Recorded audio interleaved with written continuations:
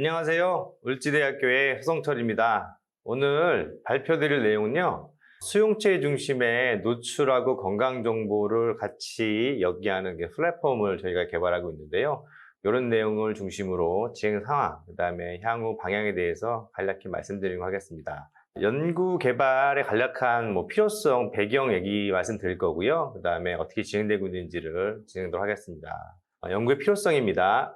우선은요, 저희가 이 연구를 시작한 커다란 필요성이 있었어요. 왜냐하면 기본적으로 연구가 노출, 환경 유해인자 노출로 인한 건강에 대한 영향을 평가하려고 되면 환경 정보만큼도 건강 정보가 굉장히 필요해요. 근데 IoT라든지 저희가 노출에 관련해서는 굉장히 어드밴스드한 기술로 가고 있는데 실제로 건강에 대한 정보는 많이 있지 않아요. 왜냐하면 건강 정보를 얻기 위해서는 사실 매일매일 미세먼지와 같이 모여지는 자료를 수집해야 되는데 잘 아시다시피 그게 쉽지 않아요. 즉 사람마다 미치는 건강의 정도도 틀리고요. 늘 피를 뽑을 수도 없는 거고, 그다음에 설문조사를 매일매일 할 수도 없고, 많이 해봤자 정말 하루에 한두 번 정도의 건강 정보를 얻고요. 또 아니면 병원에 가서 일주일 단위 아니면 한 달 단위, 분기 단위의 건강을 얻는데, 이게 어떤 문제가 있냐면 결국은 노출이 이미 돼버렸어요. 돼버렸으니 예방은 할 수 없고 원인을 찾는 방법, 이런 것 때문에 증상이 나빠졌을 정도로만 하다 보니까 굉장히 큰 불균형이 나온다. 이걸 해결하기 위해서는 결국은 환경정보만큼 건강정보가 같이 나와야 되는데, 그게 이제 연구의 시작이었습니다. 그래서 전체 연구단 과제가 있는데요. 크게 연구단 앞단에서는요, 노출 정보를 실시간으로 사람들이 돌아다니는 위치에서 가장 근접한 노출 정보를 주는 일종의 플랫폼을 만듭니다. 그 만든 플랫폼은 제가 그대로 받아서요. 물론 이제 연구에 참여한 수용체겠죠? 수용체에 건강 정보를 얻을 수 있는 일종의 디바이스를 개발했어요. 예를 들어서 저희가 잡은 건 천식 환자에 대한 건강 정보 모니터링인데요. 즉 천식이 있는 기저질환자가 환경 유해 물질에 노출이 심하게 되면 폐기능이 악화되게 돼요. 그래서 이 폐기능 악화되는 거를 병원에 가서 측정하거나 아니면 하루에 한 번 내지 두 번 정도의 폐에 있는 공기량을 불어서 측정하게 되는데, 이것도 역시 부족하게 되다 보니까 결국은 폐 소리가 기도가 작아지면서 굉장히 다른 굴곡의 모습의 소리로 나오게 돼요. 그래서 그 소리를 감지함으로써 증상이 악화되는 모습을 찾으려고 하는 디바이스 개발입니다. 그래서 연구단에서 노출 정보를 받게 됩니다. 받게 된 노출 정보를 저희가 천식 환자가 악화되는 시점에 소리를 모니터링해서 이 환경 유해 인자와의 상관성을 볼 거고요. 상관성을 단순히 1대1로 보는 게 아니라 이게 실제로 이제 분단위, 더 작게는 초단위로 모이기 때문에 결국은 빅데이터 분석이 될 거예요. 그래서 어떤 상황에서 어떠한 미세먼지, 환경 유해인자 농도에서 질병이 악화되는 걸 찾고요. 그 찾은 질병의 원인을 컨트롤함으로써 결국 예방을 하겠다는 게 이 연구의 핵심입니다. 예. 자, 연구단에서는요, 크게 실내외 정보, 미세먼지 같은 환경 정보를 오게 되고요. 그게 지역에서 어느 정도로 패턴이 가고 있는지를 알려준 다음에 AI 분석을 통해서 지역 내에 노출 정보를 만들어낸 노출 인구를 찾게 돼요. 그렇게 되면 지자체에서 내지는 정부에서 특정 지역을 핫스팟처럼 노출 농도와 노출 분율, 노출 인구가 많기 때문에 이 부분을 관리할 수 있게끔 하는 정책적인 지원을 할 수 있는 부분이 나와요. 반면에 제가 개발하는 이 수용체 중심의 내용은요, 철저하게 개인 중심으로 갈 거예요. 기저질환이 있는 사람인데 GPS 추적 기술을 통해서 이 사람이 어디를 움직이는 거에 따라서 거기에 가까운 대기오염 정보를 얻게 되고요. 그 다음에 실시간 건강 정보를 같이 패치를 붙여게 돼서 패치에서 들어오는 얘기를 같이 보게 됩니다. 그러면 지역적에 있는 상관성 분석을 통해서 예방을 하겠다는 게 큰 목적이기 때문입니다. 이 연구의 가장 큰 핵심은요, 결국은 예방이 사실 큰 목적의 플랫폼이에요. 그러다 보니까 어린이 출생 코호트 같은 사업에서 건강 추적하는 데 사용할 수도 있고요. 또 석탄 화력 주변의 주민 건강 영향 평가처럼 환경보건 취약지구의 건강 모니터링과 상관성, 인과성을 찾아내는데 굉장히 유리한 패키지 기술로 활용될 수 있다라고 이해해 주시면 될 것 같습니다. 다음. 자, 그래서 저희 연구의 최종 목표를 보게 되면요, 결국은 예방 시스템을 만드는 거예요. 어떻게든지 간에 환경정보와 건강정보가 모여서 결국은 건강의 악화를 좀 예방하겠다는 것도 있고요. 사실 발생을 예방하기는 좀 어렵고요. 저희가 이제 질환이 발생해서 더 악화되는 2차 예방을 막는 걸로 잡고 있습니다. 그래서 질환으로서 폐 질환을 일단은 잡았어요. 천식하고 COPD가 안 된 걸 잡고요. 거기에 관련된 웨어러블 디바이스, 착용형 기기를 개발해서 환자에게 붙이고요. 그 다음에 그 주변에 있는 환경 오염 농도를 이용해서 분석하는 방법으로 진행되고 갔습니다. 추진 일정입니다.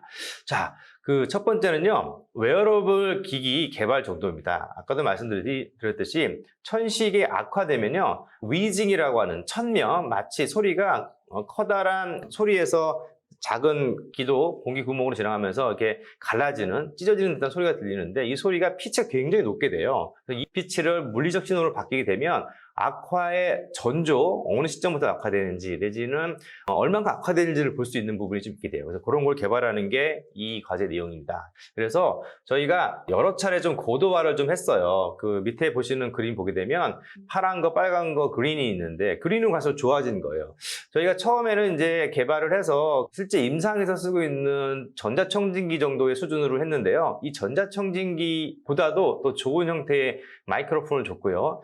또 저희가 실험을 할 때는 그 시뮬레이터라고 하는 소리를 발생하는 기기에다 하다 보니까 별 무리가 없었는데 실제 사람에게 붙여봤더니 옷도 있고요, 슬림도 있고 여러 가지 노이즈가 많이 나온 거예요. 그래서 처음에는 여러 방향에서 들어오는 소리를 잡을 수 있는 그런 센서를 썼는데 그걸 하면 안 되겠다. 그래서 이 심장이나 몸에 가까이 있는 쪽으로만 들을 수 있게끔 센서를 좀 바꿔서 굉장히 지금 보시면 아래쪽에 파란, 파장, 빨간 거, 그린이 있는데 파장이 커지면 커질수록 위징이 잘 디텍팅되는 그런 모습을 보여줘서 굉장히 어드밴스하게 개발했다, 레디됐다 이걸 보여주는 내용입니다. 그래서 각각의 실험을 저희가 마네킹인데요. 이 마네킹은 의사 선생님들이 실제로 청진기를 가지고 연습하는 뭐 그런 시뮬레이터입니다. 일반적인 노멀 브리딩 소리가 나오고요. 위징이 나올 수 있는 소리를 붙여서 버전이 달라질 때마다 보여주는 건데 보시는 걸 보면 확실히 위징의 사운드가 피크가 커지는 걸 볼 수 있어서 저희가 굉장히 고도화했다 이런 내용입니다. 자, 다음은요. 저희가 옷이 생각보다 실생활에서 옷 입은 상태에서 해야 되는데 옷을 입었을 경우에 이 디바이스 위에 옷의 슬림으로 인한 노이즈가 굉장히 크게 됐어요. 그래서 이 부분이 베이스라인이 얼만큼 되는지 일단 테스트했습니다. 그래야지만 이거를 막기 위해서 어떤 조치를 취해야 되는지 필요한 거를 했던 테스트 모습입니다. 그래서 그 테스트한 결과 일정 수준의 농도가 나와가지고요. 저희 그 베이스라인을 잡았어요. 그럼 결국은 디바이스 만들 때 이 베이스라인 이상으로 만들겠다라는 게 내용입니다. 세 번째는요, 저희가 만든 착용형 기기를 임상평가를 좀 했습니다. 많이 나지는 못했고요. 천식으로 의심되는 환자랑과 그 다음에 COPD가 있는 환자를 대상으로 했어요. 즉, 케이스 1 같은 경우에는 저희가 이제 천식으로 의심되는 환자를 일정의 천식을 유발하는 물질을 투입하게 되면 천식으로 나타나는 이런 기도 소리가 나는 걸 하는데요. 케이스 1 같은 경우에는 천식이 유발되기 전의 모습이고요. 케이스 2 같은 경우에는 그 유발 물질이 들어갔을 경우의 변화입니다. 이렇게 바로 보셔도요. 케이스 1 같은 경우에는 그 피크 치는 그 피치가 그렇게 많지 않고 잔잔한데 메타콜린이라고 하는 물질을 집어넣는 순간부터 그 위징 소리가 굉장히 많이 되는 걸 볼 수 있는데 저희가 이것들 비교하기 위해서 리트만이라고 하는 전자청진기를 이용했고요. 저희 거랑 같이 비교했는데 저희 게 훨씬 더 효과적으로 나왔다라는 모습 말씀드리겠습니다. 다음은 60대 남성분인데요. 오래 때부터 이렇게 폐질환, 특히 COPD를 가지신 분이고요. 굉장히 심한 분이세요. 그래서 입원 환자였고요. 그래서 여전히 저희 장치랑 리트만이라고 하는 청진기를 이용해서 측정을 했는데 보시면 위징이 굉장히 잘 들려요. 이분은 약을 먹어야지만 사실은 천식이 소리가 줄어드는 걸 확인할 수 있는데 이 저희가 갖고 있는 청진기도 굉장히 리트만뿐만 아니라 이것도 잘 측정이 돼서 굉장히 효과적이다. 실제로 리트만보다 전자청진기보다 더 좋은 감도와 수신율을 보여서요.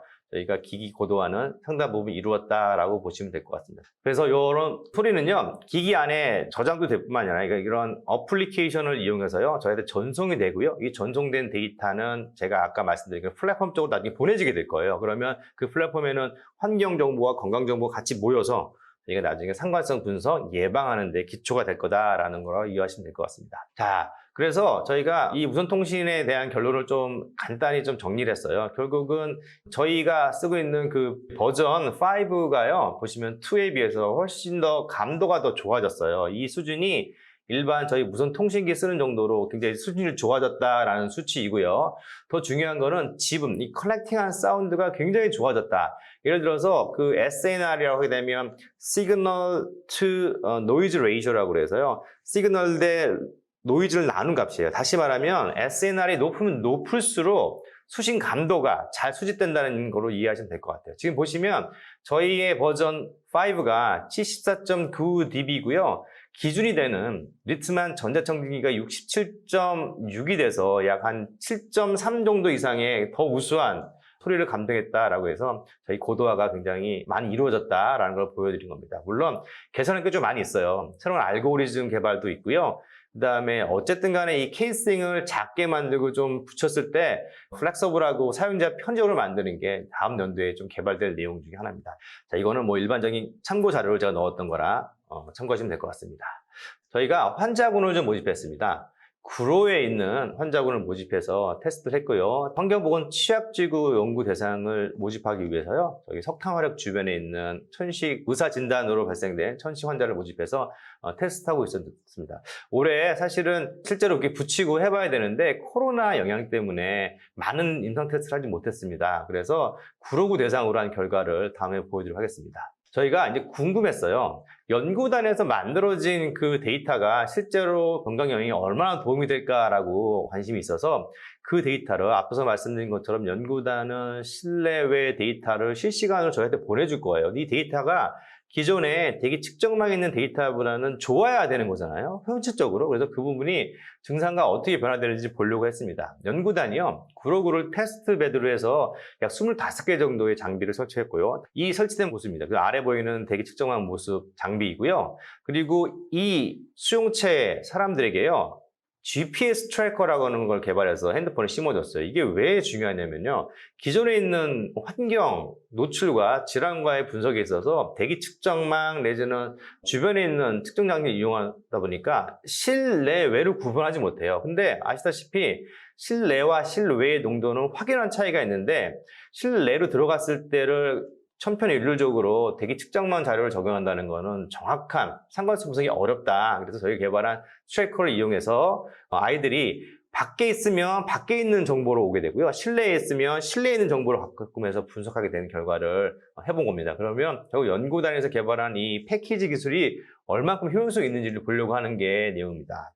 그래서 GPS 트래커 이용되는 모습이고요. 이렇게 실내외를 구분할 수 있게끔 된다라는 모습입니다. 자, 그래서 이거는 GPS 트래커를 이용한 학생들이, 사람들이 얼마큼 이동하는 거를 좀 더 확대해서 보여주는 건데 굉장히 많이 움직이고 있죠. 그래서 이동 시간에 따른, 이동 지역에 따라서 가까운 지역에 있는 아까 구로구에 설치되어 있는 정보를 가져온 거예요. 이게 장점이 뭐냐면 멀리 있는 건 아무래도 현실적인 노출을 반영하지 못할 거예요. 하지만 이 트래커를 이용하게 되면 나한테 가까운 지역에 있는, 근거리에 있는 노출 정보를 주기 때문에 상관성 분석이 훨씬 더 현실적이고 그 다음에 참값에 가까워질 수 있다고 보시면 될 것 같아요. 그래서 저희가 이제 분석을 좀 해봤어요. 첫 번째는 대기 측정망 자료랑 건강 자료를 비교했고요. 그다음에 저희가 그걸 우리 AK라, 에어코리아 그래서 제가 AK라고 했고요. 그다음에 KTR에 설치한 25개 있는 미세모 정보를 또 건강 정보로 봤습니다. 그걸 KTR을 표현했고요. 그다음에 비교하기 위해서 개인 측정망 자료를 붙였는데요. 요거는 여기서 발표는 하지 않고요. AK랑 KTR 자료만 비교한 걸 보여드리도록 하겠습니다. 자, 그래서 그 측정망 자료로요. 기존에는 일평균의 누적이 있는데 대부분의 증상은요. 노출된 이후에 바로 나타나지 않고요. 어느 시간의 이후에 나타나는 약간 렉 이펙트라는 게 있어요. 그래서 저희가 X 베리어블로 72시간 정도에 있던 초미세먼지 최대값, 평균값, 그다음에 총 누적량 이런 것들을 좀 다르게 해서요. 과연 어느 시점에 영향이 있는지를 보려고 했고요. 그다음에 건강은 패치를 일부 붙이긴 했지만 패치 말고 피플로메타라고 해서 폐활량을 부는 걸로 같이 봐서 상관성 분석을 해봤다라고 보시면 될 것 같습니다. 자, 보시면 결과입니다. AK로 된 거는 에어코리아랑 증상으로 본 상관성이고요. 그다음에 KTR은 저희가 측정한, 연구단이 측정한 결과를 가지고 분석한 건데 지금 보시다시피 상관성이 훨씬 높아요. 다시 말하면 미세먼지가 많아지면 많을수록 폐기력이 나빠지는 게 보여주는데 오른쪽에 있는 AK보다 KTR에 훨씬 더 기울기가 급해지고 상관성이 높은 걸 보여주는 거 보면 이 기술이 상당 부분 효과적으로 쓰일 수 있다라고 있는 걸 확인한 겁니다. 그래서 저희가 다음 연도에는요, 앞서서 했던 기기를 가지고 환자군 대상으로 더 연구를 하려고 하고요. 아울러서 지금에 있는 디바이스는 약간 좀 거칠게 소리를 모집하고 있는데요. 이걸 좀 더 고도화해서 아주 컴팩트하고요. 사용자, 유저 프렌들리하게 만들기 위해서 디자인한 내용입니다. 그래서 소리도 좀 더 잘 듣게끔 할 수 있고요. 그 다음에 배터리도 좀 줄여가지고 크기라든지 운영 부분을 좀 잘 운영해 보려고 하는 계획이 내년도 있다라고 보시면 될 것 같습니다. 자, 그리고 역시 환자를 모집한 환자랑 그다음에 기존에 있는 환자들을 계속 팔로우해서요. 실제적으로 저희가 아까서 말씀드린 디바이스 붙여가지고 건강 정보를 지금은 아주 단편적으로 뭐 1시간 내외 이렇게 측정했는데 이거를 일주일, 뭐 한 달 계속 붙여봐서 그다음에 아까 그 연구단에서 오는 환경 오염 물질 농도랑 상관성 분석하게 되면 더더욱 좋은 건강 영양 원인 분석기기, 건강 영양 그 예방 관리 플랫폼을 개발한다라고 이해하면 될 것 같아요. 자, 그래서 이게 시계열로 보시면 될 것 같습니다. 자, 그래서 구축된 자료는요, 역시 시계열로 얻어지는 환경 정보와 건강 정보를 같이 분석하는데 앞서서 말씀드렸듯이 자료가 굉장히 많아요. 그래서 빅데이터이기 때문에 저희가 기계학습, 딥러닝 이런 방법을 도입해서 가장 또 중요한 거는 상관성 분석도 있지만 결국 예측 어느 순간에서 이 상황이 악화될까라고 찾는 게 되게 중요할 거다. 그래서 그거 보려고 하고요. 그다음에 어쨌든 간에 예방관리 플랫폼이기 때문에 어플리케이션이라고 하는 형식을 빌어서 이 정보가 내가 동의하게 되면 기존에 설치된 일정 지역의 오염 정보와 건강 정보를 같이 얻게 돼서 그 자체가 예방해서 만약에 미세먼지라든지 환경유해진 농도가 높음을 인지받았어요. 거기에 맞게끔 나의 건강 신호가 뭔가 이상이 있다 그러면 알람을 통해서라든지 이런 다른 방법에 의해서 여기를 피하든지 아니면 약을 먹는다든지 해서 더 심해지는 걸 막는 궁극적인 목적이 되기 때문에 원인 분석과 예방에 굉장히 좋은 기술이 될 거다라고 생각이 듭니다. 네, 지금까지 제가 개발한 내용을 간단히 설명드렸습니다. 앞서 말씀드렸다시피 환경 정보는 굉장히 많아지고 촘촘해지고 또 정확해지고 있어요. 거기에 맞게끔 저희가 결국은 이걸 하는 저희가 궁극적인 목적은 질환자 내지는 그러지 않는 사람들의 질환이 안 생기고요. 생긴 환자가 더 악화되지 않게 만드는 일종의 기술을 개발하는 게 되게 중요한데 저희가 시도하는 이런 방법들이 굉장히 진일보하고요. 그다음에 적극적이고 도전적인 거라 잘만 운영돼서 된다면 앞서서 말씀드린 환경 보건 관련된 조사 사업이라든지 그다음에 기존에 못했던 원인 분석에 굉장히 효과적일 거라고 기대하고 노력하겠습니다. 이상 강의를 마치겠습니다. 감사합니다.